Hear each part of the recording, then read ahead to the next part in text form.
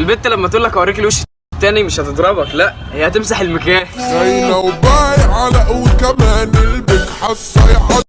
بص بقى يا ابن الناس، البنت لما تقول لك انا هوريك الوش التاني هي مش هينفع مكياجها، لا هي هتربي شرفك عشان مش شايفاك راجل. خاينة وبايع على وكمان البك حاسة عادي ماشية وحاطة عينيها في عينيا وبتحكي عن البت لما هتوريني الوش التاني مش هتمسح المكياج، هتربي شنبها عشان مش شايفاني راجل. طب ابوك يبقى ايه؟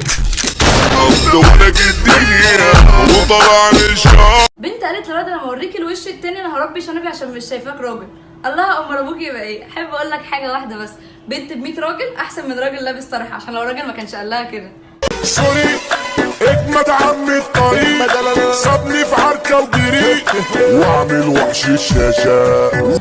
بص بقى يا بنت الناس، زي ما في بنت ب 100 راجل في بنت ال 100 راجل، بس انت ب 100 جنيه. اضرب يا قطه. انا والله هعرف كلب الجنيه يلا بره فاكرك. لو البنات كانت احسن من الولاد ما كانوش صنعوا المكياج. حيروني عذبوني موتوني. بيقول لك لو كانت البنات احسن من الولاد ما كانوش صنعوا المكياج. طب ما لو كانت الولاد احسن من البنات ما كانوش عملوا استشوار. وشوف لك حته انا زوق لو المينا والسكينه سكينه لف ولف. احسن ما تتريق انها عندها شنب هتلاقيها ما كانت حلاقه. ريح وشوف لك حته انا زوق لو المينا والسكينه سكينه لف ولف. بدل ما تجيب لها مكنه حلاقه عشان تحلق شنبها، هي ممكن تجيب لك باروكه وتلبسك طرحه عشان تبقى انتوا الاثنين واحد. رجاله بتروح هنحط لها ميك اب، غيرنا كتير فاشلين فاكرينها ميغا. كتاكيت وما بتلعوش من البيضه وحش.